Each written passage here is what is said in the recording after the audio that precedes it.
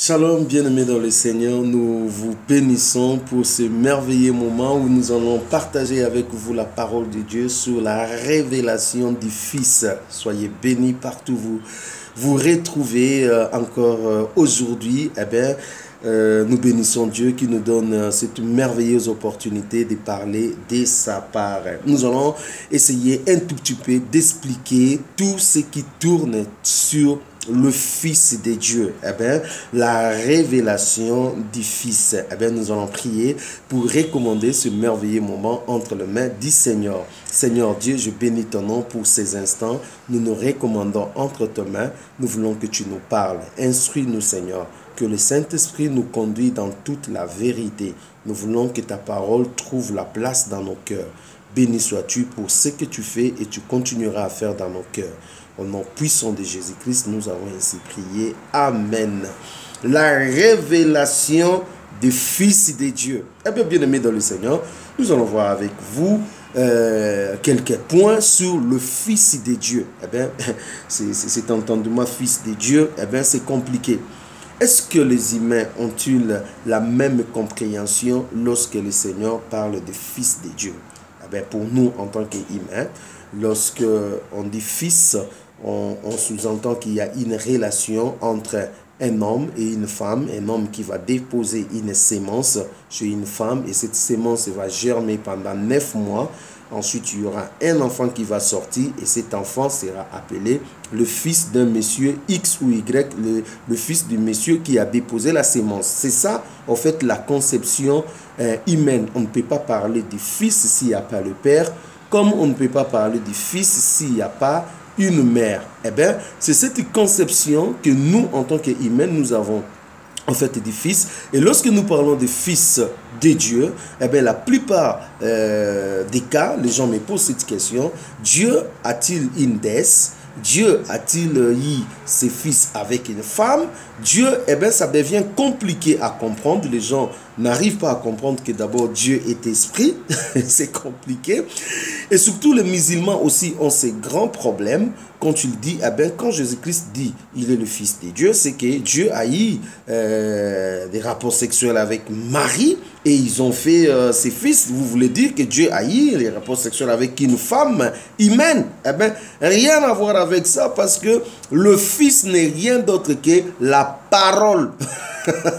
Alléluia. Que Dieu soit béni. Vraiment, à la base, vous devez comprendre que le Fils n'est rien d'autre que la parole, et nous allons voir avec vous dans cette étude comment est-ce que cela sera développé. Alors, je commence d'abord par dire que le ciel a confirmé bel et bien que Jésus-Christ était le Fils de Dieu.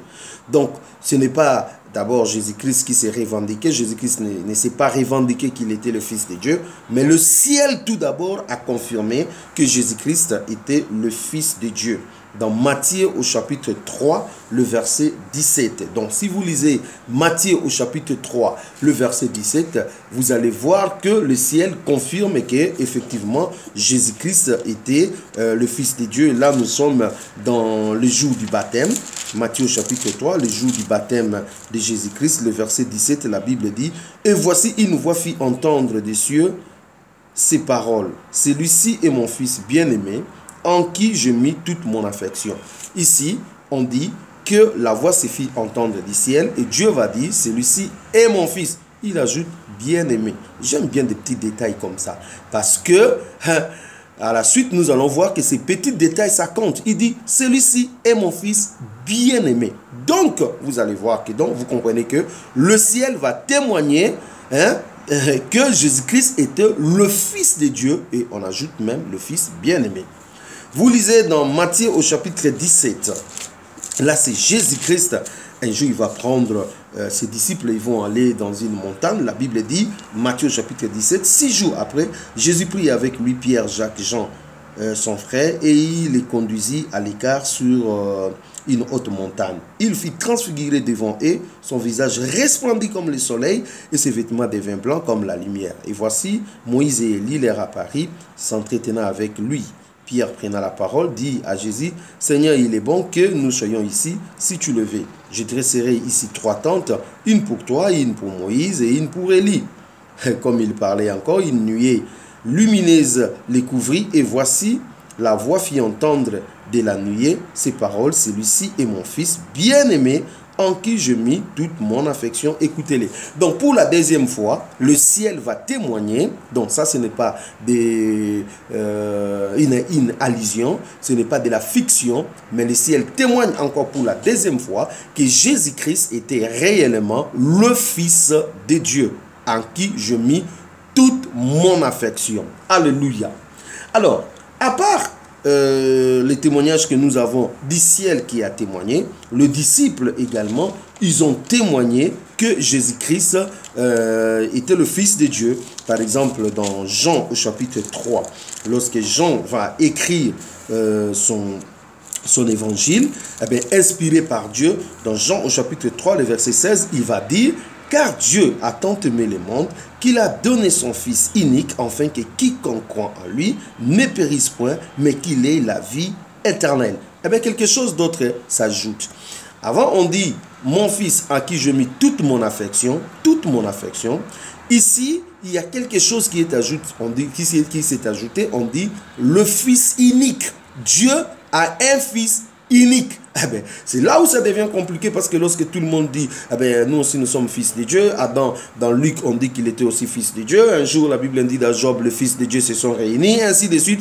Oui, ce sont des fils de Dieu, ce sont des créatures, ce sont en fait l'œuvre de la parole qui les a créés. Mais ici, lorsque nous parlons fils de Dieu, fils unique de Dieu, eh bien, nous voyons la substance de Dieu, nous voyons la nature de Dieu même dedans. Donc, nous allons bien développer ça. Donc, c'est pas pareil de voir que Jésus-Christ, fils de Dieu, nous, fils de Dieu, c'est pareil. Non, Jésus-Christ, il vient du ciel, nous venons de la terre, et par l'œuvre de la croix, nous sommes devenus enfants de Dieu, mais lui, il a été fils dès l'éternité en éternité. Ah ben oui, c'est ça, parce qu'il est la parole.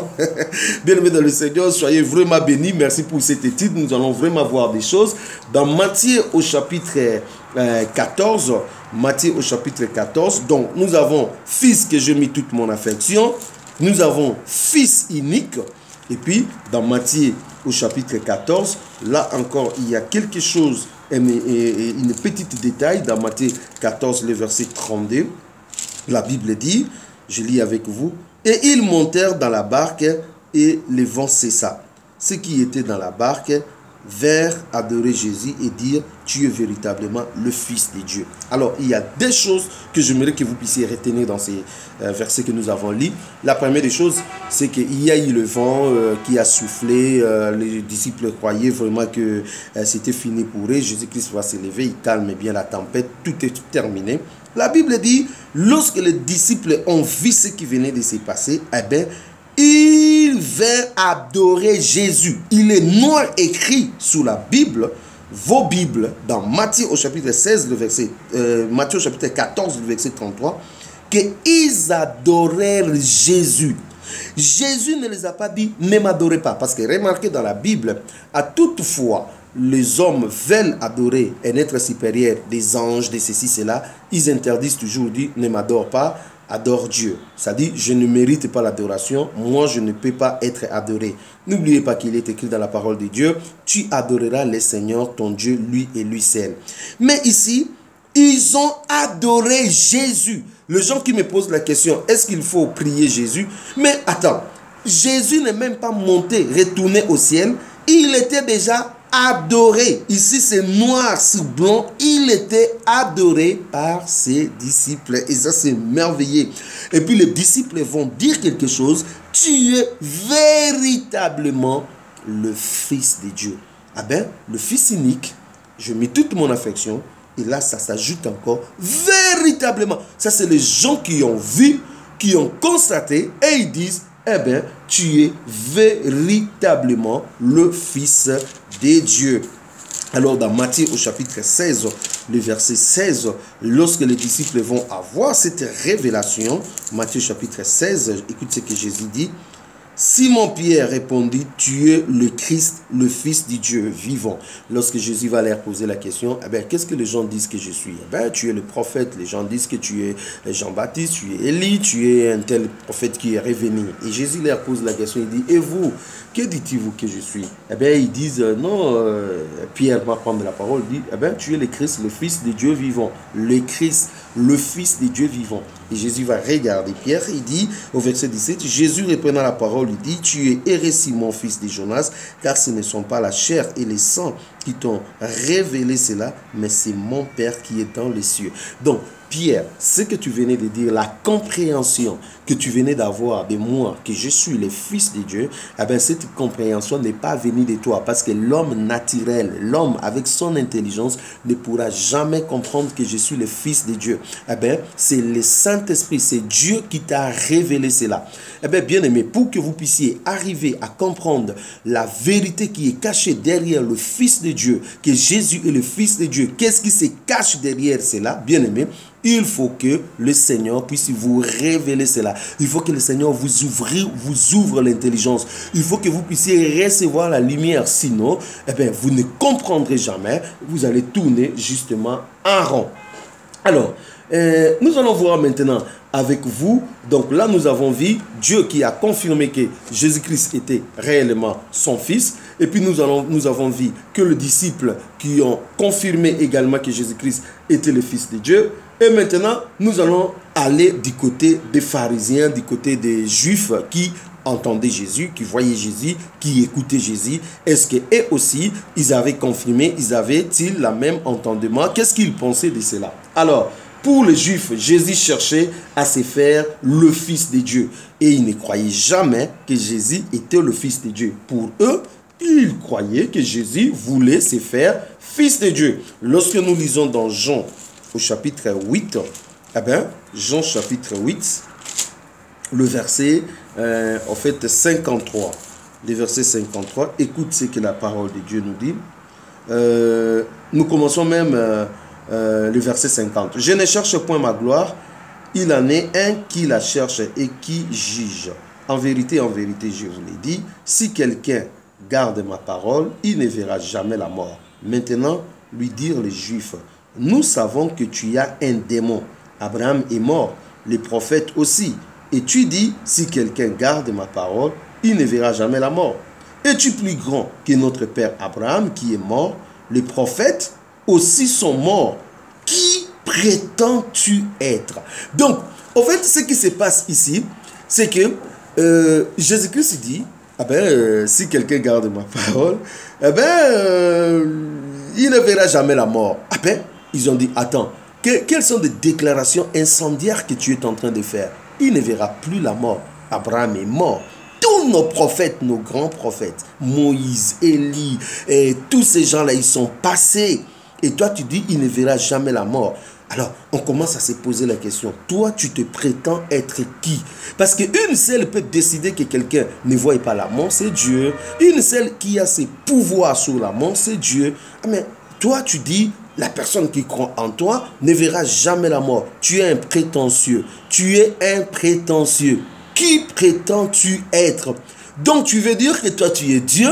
Tu veux dire que toi, tu es au-delà de l'homme que nous sommes en train de voir. Tu veux dire que tu es au-delà de tout ce qui sont passés, c'est-à-dire Abraham, Moïse, tous ces gens-là. Toi, tu es au-delà. C'est-à-dire, pour les Juifs, on commençait à taxer de Jésus de prétentieux parce qu'ils voyaient sournoisement, c'est comme s'il se déclarait être Dieu. Donc, ça commençait à poser un vrai souci pour eux. Alors, les Juifs, très en colère contre Jésus, parce qu'il affirme être le Fils de Dieu. Donc, au début, ils avaient des préjugés, ils comprenaient, ils voulaient comprendre, en fait, ces messieurs, qu'est-ce qu'ils veulent réellement dire avec toutes ces déclarations. Ces déclarations lui posent tellement au-dessus de nous, au-dessus de nos prophètes, au-dessus de tout. En fait, ces déclarations les posent tellement dans le même style que Dieu. Bon, maintenant, qu'est-ce qu'il veut? Et lorsqu'ils ont commencé à entendre Jésus, ils comprennent que Jésus leur dit clairement qu'il était le Fils de Dieu. Eh bien, en retour, les Juifs étaient tout simplement en colère contre lui. Vous lisez dans Matthieu au chapitre 26. Je lis avec vous dans Matthieu au chapitre 26. Merveilleuse parole, que Dieu soit béni. Nous bénissons le Seigneur pour cette étude. Matthieu au chapitre 26 à partir du verset 63. Écoute ce qui est écrit. 63, la Bible dit, le souverain sacrificateur se leva et lui dit, ne répond-il rien?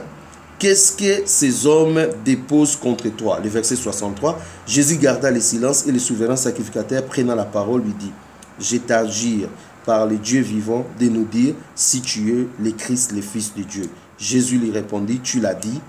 De plus, je vous le déclare, vous verrez désormais le Fils de l'homme assis à la droite de la puissance de Dieu et venant sur le nuée du ciel. Alors le souverain sacrificateur déchira ses vêtements, disant, il a blasphémé. Qu'avons-nous encore besoin de témoins? Voici, vous venez d'entendre son blasphème. Que vous ensemble. Donc ici, on amène Jésus devant le souverain sacrificateur. On commence à l'accuser de tous les mots qu'on veut. Ah ben, toi, tu avais dit ceci, cela. Mais le souverain sacrificateur, au fond de lui, il savait que non, ce n'était pas le vrai problème qu'il voulait de Jésus. Eh bien, quand on accuse Jésus, Jésus ne répond pas, il reste silencieux. Eh bien, le souverain sacrificateur va à l'essentiel. Il lui pose maintenant la question vraie. Il lui dit, es-tu le Fils de Dieu? Et là, Jésus sort de son silence. Parce que ce n'était plus un mensonge, ce n'était plus une accusation. On lui pose une question dont il est réellement le Fils de Dieu.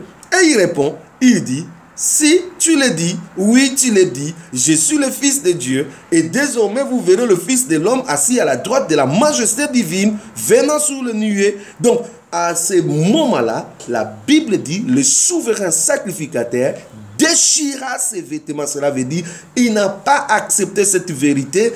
Il n'a pas adhéré à cela, il a refusé cela de toute sa force, il n'a pas voulu y croire et puis il a crié blasphème. Nous allons voir avec vous, blasphème c'est quoi? De même également dans Jean au chapitre 19, dans Jean au chapitre 19, nous lisons le verset 4. La Bible nous dit, alors Pilate prit Jésus et le fit battre des verges. Les soldats tressèrent une couronne d'épines qu'ils posèrent sur sa tête et ils les revêtirent d'un manteau de pourpre, puis s'approcha de lui. Il disait, salut, roi des Juifs, et lui donnait des souffles. Pilate sortit de nouveau et dit aux Juifs, voici, je vous l'amène dehors, afin que vous sachiez que je ne trouve en lui aucun crime. Jésus sortit donc portant la couronne d'épines et le manteau de pourpre. Et Pilate leur dit, voici l'homme. Lorsque les principaux sacrificateurs et les huissiers les virent, ils s'écriaient, crucifiez-les, crucifiez-les. Pilate leur dit, prenez-vous le même et crucifiez-les, car moi je ne trouve point de crime en lui. Écoute le verset 7. Les Juifs lui répondirent, nous avons une loi et selon notre loi, il doit mourir parce qu'il s'est fait fils de Dieu. Voilà le problème. Nous avons une loi et dans notre loi, ce monsieur doit mourir parce qu'il s'est fait fils de Dieu. Écoutez bien ce qu'on lui accuse. On dit, il s'est fait fils de Dieu. Alors que nous avons vu avec vous, le ciel témoigne qu'il est le Fils de Dieu. Même ceux qui ont été avec lui, ils ont vu des choses, ils ont compris qu'il était le Fils de Dieu. Mais pour les souverains sacrificateurs, les scribes, les pharisiens, tous ces religieux, ils ont dit, il n'est pas Fils de Dieu. Au contraire, c'est un blasphème. Donc, lui, il ne peut pas être le Fils de Dieu. Donc, il s'est fait. Il est un prétentieux, c'est-à-dire c'est un usurpateur, c'est un prétentieux qui veut se faire passer pour fils de Dieu et nous n'allons pas en fait gober cela. Bien aimé dans le Seigneur, c'est ça les problèmes. Et ils disent que c'est un blasphème. C'est quoi un blasphème? Lisons dans Lévitique pour voir c'est quoi le blasphème et qu'est-ce qui était réglé par les blasphèmes. Lévitique au chapitre 24, nous allons voir avec vous c'était quoi le blasphème et qu'est-ce qu'on devait faire dans le blasphème. Dans Lévitique au chapitre 24, le verset 16, la Bible dit, celui qui blasphémera le nom de l'Éternel sera puni de mort. Toute l'assemblée les lapidera, qu'il soit étranger ou indigène, il mourra pour avoir blasphémé le nom de Dieu. Voilà pourquoi ces gens ont dit selon notre loi. Et quand ils disent selon notre loi, c'est-à-dire ils tenaient compte de Lévitique au chapitre 24, le verset 16, qui dit que toute personne qui va blasphémer le nom du Seigneur doit être punie de mort. Toute l'assemblée devait les lapider. Eh bien, le blasphème, c'est quoi? C'est outrager Dieu, parler mal, poser des actes qui touchent en fait la dignité de la divinité, qui touchent Dieu, en fait. Parler, saboter, en fait, insulter, donc dire des choses qui vont contre la divinité, et en ce moment-là, c'est un blasphème. Donc, le fait que Jésus dit qu'il est le Fils de Dieu et que ces gens ne veulent pas croire, ne veulent pas adhérer à cela, ont compris la gravité de ces mots Fils de Dieu, eh bien, ils ont crié tout simplement blasphème. Alors, la meilleure question que j'ai à vous poser, c'est que, qu'est-ce que signifie Fils de Dieu pour les Juifs qui écoutaient Jésus? Donc, c'est là où nous devons comprendre. Le ciel a témoigné qu'il est mon fils. Les disciples qui ont été avec lui, ils ont été témoins des choses. Et même Jésus dit que non, vous avez compris parce que quelque part, là, vous avez été aidés par mon Père. Quand Pierre a dit, hein, ça dit, ce n'est pas de vous-même, vous êtes arrivés à cela. Ça dit, par rapport à ce que vous avez vu, ce que vous avez entendu, par rapport à l'aide du Père, vous avez compris que j'étais le Fils de Dieu. Mais ici, le pharisien qui voyait, qui entendait, ils ont compris aussi que Jésus-Christ disait qu'il était Fils de Dieu. Il faisait des choses comme le Fils de Dieu. Mais ils ont tout simplement refusé de croire. Pourquoi? Parce que dans l'entendement des Juifs, Fils de Dieu veut dire même nature, même substance que Dieu. Et ça, c'est fort. Fils de Dieu veut dire divin. Fils de Dieu veut dire Dieu sous une forme humaine. Voilà, bien-aimés dans le Seigneur, quand les Juifs entendaient Jésus dire « Fils de Dieu », c'est-à-dire ils voyaient quelqu'un qui avait la même nature, la même substance que Dieu. Donc, ils voyaient quelqu'un de divin. Ils voyaient en gros Dieu sous une forme humaine. Donc, quand Jésus-Christ disait qu'il était le Fils de Dieu, alors il se disait, ah ben, donc ce type est en train de nous dire qu'il est le divin. Ce type est en train de nous dire qu'il est Dieu. Ce type est en train de nous dire qu'il est de la même nature que Dieu. Et vous n'oubliez pas qu'en Israël, il n'y avait pas deux dieux. Il y a un seul Dieu. Écoute, ô Israël, l'Éternel, ton Dieu, est un. Il y a un seul Dieu en Israël. Donc, si ce type se réclame d'autres dieux, cela veut dire qu'il est le Dieu d'Israël. Et là, ça ne passait pas. C'était pour un blasphème. Il a fallu tout simplement tuer Jésus. Bien-aimés dans le Seigneur, c'est grave parce que la colère des Juifs va se confirmer dans Jean au chapitre 5. Voilà. Donc, lorsque Jésus disait qu'il était le Fils de Dieu, pour les Juifs, ils voyaient qu'il disait qu'il était Dieu, il était de la même nature, il était divin. Alors, dans Jean au chapitre 5, le verset 18, écoute ce que la Bible dit. À cause de cela, les Juifs cherchaient encore plus à les faire mourir. Non seulement parce qu'ils violaient le sabbat, mais parce qu'il appelait Dieu son propre Père, se faisant lui-même égal à Dieu. Voilà la raison qui a conduit à ce que Jésus soit crucifié. Parce que les Juifs ont fait la lecture, ils ont dit ce type est en train de violer continuellement le sabbat. Cela veut dire quoi? Il se croit plus grand que le sabbat. Alors si tu es plus grand que le sabbat, donc tu es Dieu. Alors ce type est en train d'appeler Dieu son propre Père. C'est-à-dire il est différent de Adam, fils de Dieu. Il est différent de tous les fils qu'on a parlé là. Lui, il a une relation particulièrement particulière. Il est à part dans sa dimension, dans sa relation avec Dieu. Et bien donc, Dieu est son propre Père. Donc, si Dieu est son propre Père, cela veut dire que ce type se réclame d'autres divins, donc d'être des dieux, d'être Dieu. C'est-à-dire, ils vont pousser leur raisonnement et ils sont arrivés exactement. Les Juifs sont arrivés là où il y avait la vérité. Ils avaient la vérité en face, mais ils ont refusé de croire à la vérité. Mais cependant, ils ont compris la vérité. Et la Bible dit, c'est faisant égal à Dieu. Donc cela veut dire, pour eux, Jésus-Christ, il a dit qu'il était Dieu, il était l'égal de Dieu. C'est comme si c'est lui Dieu. C'est comme si... donc ça veut dire, les Juifs ont bien capté 565 le message de Jésus quand il disait, je suis le Fils de Dieu. Mais aujourd'hui, il y a encore des chrétiens remplis du Saint-Esprit, mais qui n'arrivent pas à comprendre que derrière Jésus-Christ, cette expression Fils de Dieu, il y a la divinité, il y a la nature de Dieu, il y a la substance de Dieu, il y a Dieu qui est caché derrière. Alléluia. Beaucoup de gens n'arrivent pas à comprendre. Et moi, je peux dire, bien-aimé dans le Seigneur, la plus grosse erreur qu'un chrétien peut faire, c'est de ne pas croire à la divinité de Jésus, c'est de ne pas croire que Jésus est divin, Jésus est Dieu, Jésus a la même nature que Dieu. C'est de ne pas croire. Si vous ne croyez pas en ça, bien-aimé dans le Seigneur, il y a un problème. Vous devez bien lire la parole de Dieu, parce que les Juifs, les pharisiens qui n'avaient pas le Saint-Esprit, ils avaient compris cela, mais ils ont refusé de croire. Et vous, vous avez le Saint-Esprit, vous ne voulez pas croire à ça, ou vous hésitez encore, il y a un problème. Je ne suis pas trop prétentieux pour dire que je détiens le monopole de la vérité, mais je vais vous demander de lire encore bien votre Bible. Les paroles et les actes de Jésus faisaient-ils voir sa divinité? Ça, c'est la grande question aussi que nous devons poser. Pendant ce temps, Jésus était avec ses disciples. Est-ce que les paroles qu'il prononçait, les actes qu'il posait, faisaient-ils voir sa divinité? Nous allons voir quelques 5, 6 ou 7. Commençons par Jean au chapitre 6, le verset 41 jusqu'au verset 42. Jésus va déclarer devant tout le monde: je suis descendu du ciel. Il dit, il est du pain qui est descendu du ciel. Et la Bible dit, lorsque Jésus va faire cette déclaration qu'il était le pain descendu du ciel et que lui, il était venu du ciel, la Bible dit, les Juifs ont commencé à murmurer. Ils ont dit, attends, ce n'est pas le fils de Marie, ce n'est pas le fils de Joseph, le charpentier, ce n'est pas ce Jésus que nous avons vu grandir ici.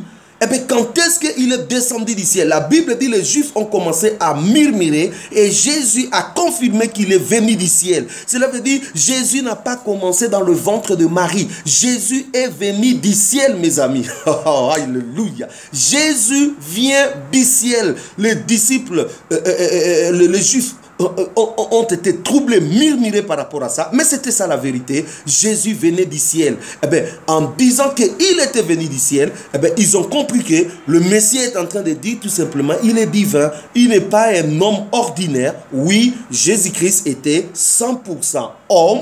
Eh bien, les disciples ont vécu avec lui en voyant ces 100% hommes, un homme qui pouvait être fatigué, qui pouvait avoir faim, qui pouvait marcher, qui pouvait boire, qui avait tout ce que nous on a, des combats aussi, qui pouvait aussi aller prier. Donc là, nous voyons Jésus-Christ son côté homme, mais ils ont vécu aussi que cet homme que nous sommes en train de voir, derrière, il y a la divinité.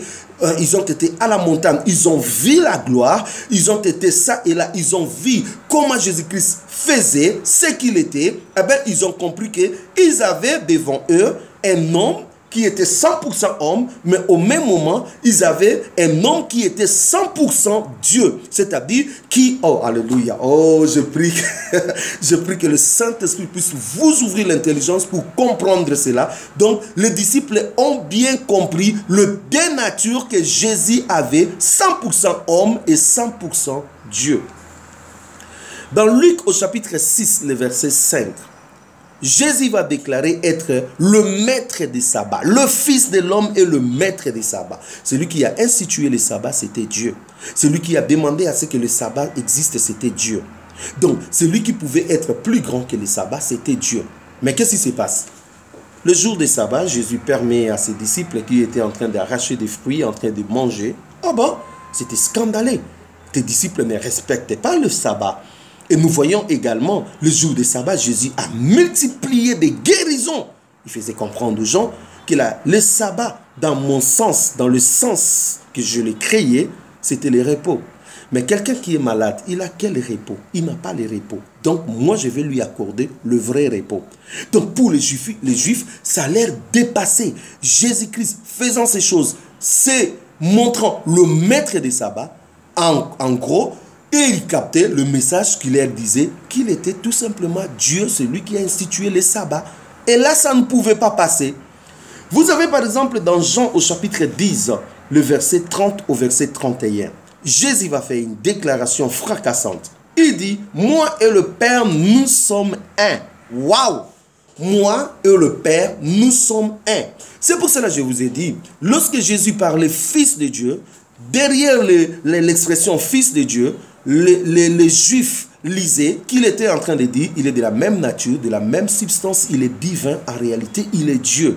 Et lorsqu'il fait cette déclaration, moi et le Père, nous sommes un, la Bible dit, le disciple, les Juifs ont pris des pierres pour le lapider, parce que pour eux, il venait de dire qu'il était Dieu. Donc si toi et le Père, vous êtes un, cela veut dire, tu es Dieu. Nous n'acceptons pas que tu es Dieu. Blasphème. Ils ont pris des pierres pour le lapider. Bien-aimés dans le Seigneur, les anges qui se cachent derrière la notion Fils de Dieu, eh bien, c'est la notion de la divinité de Christ qui est là, bien-aimés dans le Seigneur. Donc, Jésus, les Juifs qui les écoutaient, entendaient, comprenaient, eh bien, le langage qu'il disait qu'il était Dieu. Alors, vous lisez par exemple dans Jean au chapitre 8, verset 58 et le verset 59, c'est connu de plusieurs personnes, les Juifs qui vont faire un débat avec Jésus et ils arrivent au point d'Abraham. Et ils parlent d'Abraham comme étant grand. Et Jésus dit, non, votre père Abraham a vu mon jour. Il a même tressailli. Et puis il dit, attends, tu n'as même pas 50 ans, 40 ans, 30 ans, là, je ne sais pas moi combien. Et puis tu prétends avoir vu Abraham. Et là, Jésus va dire quelque chose de très fort. Il dit, en vérité, je vous le dis, avant qu'Abraham fît, je suis. Regardez bien la structure de cette phrase. Avant qu'Abraham fît, il dit, moi j'ai été. Il ne dit pas que moi j'avais existé. Non, il dit, avant qu'Abraham fît, je suis. Point barre, je suis. Eh bien, je suis, nous retourne encore dans Exode au chapitre 3, lorsque, en fait, Dieu va poser la question, Moïse va poser la question à Dieu. Eh bien, j'irai vers les enfants d'Israël, je vais les délivrer, mais lorsqu'ils poseront les questions, quel est le nom de ces dieux, qu'est-ce que je leur répondrai? Eh bien, Dieu a dit, tu diras aux enfants d'Israël, je suis celui qui m'a envoyé. Donc, quand Jésus va dire, avant qu'Abraham fît, eh bien, les Juifs ont compris qu'il a remonté le temps. En fait, il les a dit que non, je n'existe pas aujourd'hui. J'ai commencé à exister bien qu'avant Abraham. Et il dit, je suis. Cela veut dire, c'est moi votre Dieu. Et la Bible dit qu'ils ont pris des pierres. Et là, ils voulaient encore les lapider parce que eux, c'était blasphème. Vous voyez que Jésus avec les Juifs, c'était vraiment un tour de passe-passe. C'est-à-dire, le langage était devenu de plus en plus clair. Les Juifs comprenaient bien ce que Jésus voulait dire. Et les Juifs refusaient d'adhérer à cela. Et Jésus leur disait tout simplement qu'il était Dieu. Alors, vous voyez dans Luc au chapitre 5, le verset 16 à 21. Luc au chapitre 5, le verset 16 à 21. On nous relate l'histoire où Jésus était quelque part, où les pharisiens, les scribes étaient venus de tous côtés, de la Galilée, de Judée, de Nazareth, de Jérusalem. Ils étaient là pleins. Et Jésus prêchait, il guérissait les malades. Et puis, on va amener un paralytique. Comme il y avait plein de gens dans la maison, eh bien, les amis de ces paralytiques, ils vont ouvrir les toits et ils vont faire entrer le monsieur dans le toit. Lorsque le monsieur arrive devant le pied de Jésus, Jésus dit, quelle foi! Il va louer cette foi et il va faire encore une autre déclaration fracassante. Il dit, mon fils, tes péchés te sont pardonnés. Et la Bible dit, il y avait la confusion partout dans la tête des gens. Ils me ont dit, attends, mais ces gars, ils débordent, ils vont plus loin. Qui peut pardonner le péché si ce n'est Dieu seul? Il y a des choses qui sont réservées à Dieu seul. Vous n'avez plus besoin qu'on vous dise que c'est Dieu parce que vous le voyez. Par exemple, l'adoration. Lorsque Jésus accepte l'adoration, cela veut dire qu'il a tout simplement dit qu'il était Dieu. Parce que ne peut être adoré que Dieu seul. Tu adoreras le Seigneur ton Dieu, lui et lui seul. Par exemple, le pardon du péché, ni un prophète, ni je ne sais pas moi, Abraham, Moïse, qui que ce soit, ni un ange ne peut avoir le pouvoir de pardonner le péché. Mais dès l'instant où Jésus a dit, mon fils, tes péchés te sont pardonnés, eh bien le message a été capté 5 sur 5 auprès des Juifs qui étaient là. Eh bien les gars venaient de dire qu'il est Dieu. Et dans sa divinité, dans sa liberté, il peut pardonner le péché de qui il veut. Et là, les Juifs ne pouvaient pas accepter.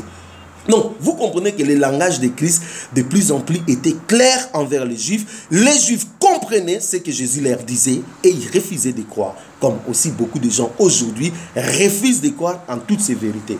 Dans Jean au chapitre 14, le verset 8-10, là c'est l'histoire de Philippe.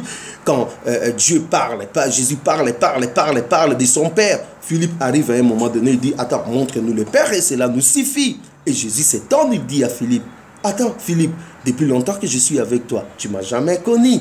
Qui a vu le Fils a vu le Père. Qui m'a vu a vu le Père. Ne crois-tu pas que moi et le Père nous sommes un?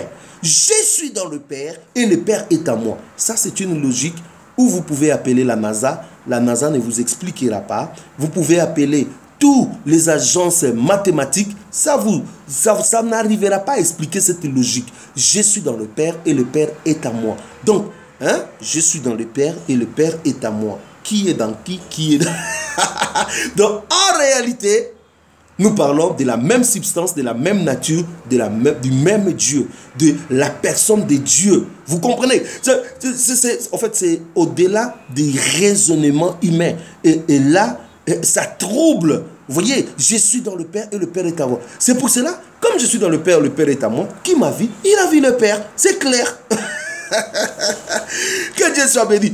Bien aimé, maintenant nous allons voir. Y a-t-il des écritures qui prouvent à suffisante que Jésus-Christ est réellement Dieu? Eh bien, dans Jean au chapitre 1, c'est le verset le plus simple, mes amis. Jean au chapitre 1, je lis avec vous le verset 1.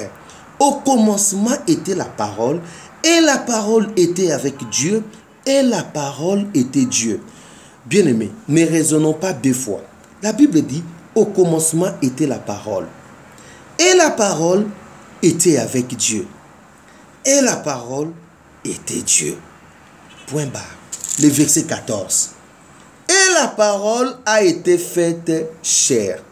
La parole c'est qui? C'est Dieu qui s'est fait chair. Alors la Bible dit, et elle a habité parmi nous, pleine de grâce et de vérité, et nous avons contemplé sa gloire, une gloire comme la gloire du Fils unique venu du Père. Donc maintenant c'est clair.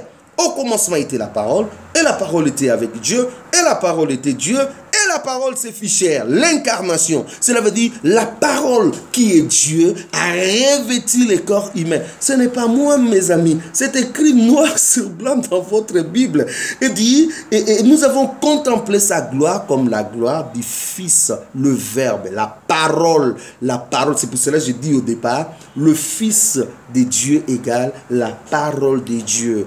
Et quand vous dites le Fils de Dieu, le Fils de Dieu, comme étant la parole de Dieu, veut dire il est Dieu, il est éternel, il est puissant, il est amour, il est miséricordieux, il est tout, parce que Dieu est un. Il n'y a pas plusieurs dieux, il n'y a qu'un seul Dieu. Aussi fou, aussi bizarre, aussi compliqué ça peut apparaître, Dieu est un en trois. C'est-à-dire, en lui, il y a le Père, il y a le Fils, il y a le Saint-Esprit. Je ne suis pas trinitaire, je n'adhère pas dans l'histoire des trinités, machin. Moi, je dis ce que je comprends dans la Bible. Je vis un Père, je vis un Fils, je vis le Saint-Esprit. Je vis un Père distinct du Fils, je vis un Fils distinct de l'Esprit, et je vis l'Esprit distinct du Père. Et vous allez me dire, ça fait trois dieux. Oui, dans votre raisonnement, dans votre tête, ça fait trois dieux. Mais moi, je vais vous dire, il y a un seul Dieu, en trois personnes, point barre. Bien-aimés dans le Seigneur, que Dieu soit béni, bien-aimés dans le Seigneur, lisez bien votre Bible. Donc, ici, nous voyons que la parole qui est Dieu, il s'est fait chair. Et dans 1 Timothée, lisons dans 1 Timothée au chapitre 3, 1 Timothée au chapitre 3, le verset 16. Donc, 1 Timothée au chapitre 3, écoutez ce que la Bible nous dit au verset 16. Et sans contredit, le mystère de la piété est grand. Dieu a été manifesté en chair, justifié par l'Esprit, vu des anges, prêché aux nations, crie dans le monde, élevé dans la gloire. Le mystère de la piété est grand. Le mystère, c'est quelque chose qui est caché, c'est quelque chose qui n'est pas à la portée de tout le monde, c'est quelque chose qui a besoin d'être révélé. Et l'incarnation de Christ, c'était un mystère qui était caché, mais aujourd'hui nous pouvons le comprendre.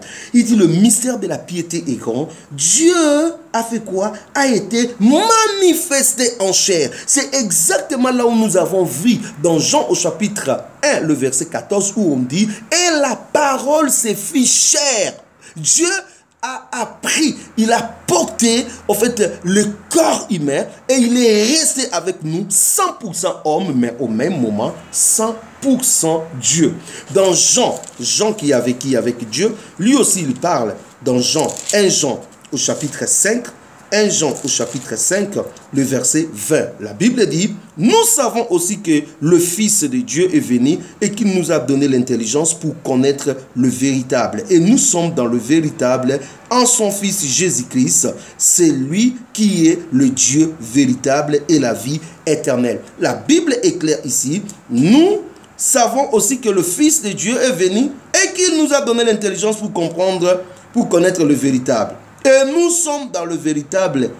Le véritable, c'est qui? C'est son Fils Jésus-Christ. Et il dit, c'est lui qui est le Dieu véritable. C'est noir sur blanc que Jésus-Christ est le Dieu véritable. Donc, derrière Fils de Dieu, c'est Dieu. Derrière Fils de Dieu, c'est la parole, le Verbe. Derrière Fils de Dieu, eh bien, c'est cette parole qui a créé toutes choses. Parce que quand vous lisez dans Jean, on dit toutes choses ont été créées par elle. Par qui? Par la parole. Par qui? Par le Fils. Donc ce n'est pas moi. Nous lisons dans dans Jean au chapitre 1, le verset 3, la Bible dit, Jean chapitre 1, le verset 2, elle était au commencement avec Dieu. Toutes choses ont été faites par elle. Et rien de ce qui a été fait n'a été fait sans elle. En elle était la vie, et la vie était la lumière des hommes. La lumière, lui, dans les ténèbres, et les ténèbres ne l'ont point réussi. Je lis encore un autre verset dans Hébreux au chapitre 1. Là, nous sommes en train toujours de parler de Fils bien-aimé dans le Seigneur. Quand on parle de Fils, on voit directement sa divinité. La Bible dit dans Hébreux au chapitre 1, à partir du verset 1, après avoir autrefois à plusieurs reprises et de plusieurs manières parlé à nos pères par les prophètes, Dieu, dans ces derniers temps, nous a parlé par le Fils. Il a établi héritier de toutes choses, par lui, il a été créé tout l'univers. Voilà, le Fils est l'héritier de toutes choses et la Bible dit par lui, il a aussi créé l'univers. La personne qui a créé l'univers, en fait, c'est le Fils. Donc, la Bible, c'est complète. Donc, là, nous revenons dans Jean où la Bible dit toutes choses ont été créées par elle, c'est Christ, la parole qui était Dieu. Donc, ça se voit maintenant. Le Fils est le reflet de sa gloire et l'empreinte de sa personne. Waouh, le Fils est le reflet de sa gloire. C'est pour cela qu'il a dit, qui m'a vu, a vu le Père. Moi et le Père, nous sommes un. C'est tout à fait normal. Donc, il soutient toutes choses par sa parole puissante. Il a fait la purification des péchés et s'est assis à la droite de la majesté divine dans le lieu très haut. Voilà le Fils bien-aimé dans le Seigneur. Et lorsque vous lisez encore ce même chapitre au verset 8, écoute ce que la Bible dit au verset 8. Mais il a dit au Fils, le Père qui dit au Fils, ton trône, ô Dieu, le Père appelle le Fils Dieu. Ton trône, ô Dieu, est éternel. Le sceptre de ton règne est un sceptre d'équité. Tu as aimé la justice et tu as haï l'iniquité. C'est pourquoi, ô Dieu, ton Dieu t'a oint. C'est pourquoi, ô Dieu, ton Dieu t'a oint. Il s'agit ici de deux personnes de la divinité, le Père et le Fils. Le Père qui a oint le Fils. Oui, Luc au chapitre 4. L'Esprit du Seigneur est sur moi parce qu'il m'a oint. Waouh! Dieu a oint le Fils. Eh bien ici, il reconnaît, il appelle le Fils Dieu. Si Dieu lui-même appelle le Fils Dieu, à combien plus forte raison, moi et toi, qu'est-ce que nous allons faire si ce n'est appeler le Fils Dieu? Eh bien, si les disciples qui ont été avec Jésus, ils ont adoré Jésus, Jésus ne les a pas dit, non, ne m'adore pas. Il a accepté cette adoration. Moi, aujourd'hui, que j'ai la révélation de Jésus-Christ, je peux aussi adorer Jésus.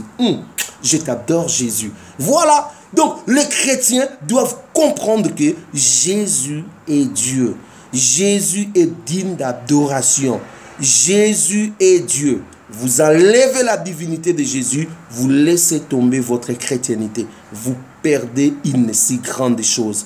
Derrière l'expression Fils de Dieu, les Juifs comprenaient que Jésus disait qu'il était Dieu. Et les disciples qui ont été avec lui, ils ont finalement compris, et dans les Épîtres, et partout dans leur vie, dans leur marche, que Jésus-Christ était réellement Dieu. Que le nom du Seigneur soit béni pour ces merveilleux enseignements. Je vous bénis partout où vous êtes. Tout prochainement, si le Seigneur nous fait grâce, plaise à Dieu, nous reviendrons pour un autre enseignement. En tout cas, soyez bénis. Si vous avez des questions, vous pouvez nous envoyer et nous ne manquerons pas de vous répondre. Soyez bénis au nom de notre Seigneur et Sauveur Jésus-Christ. Amen.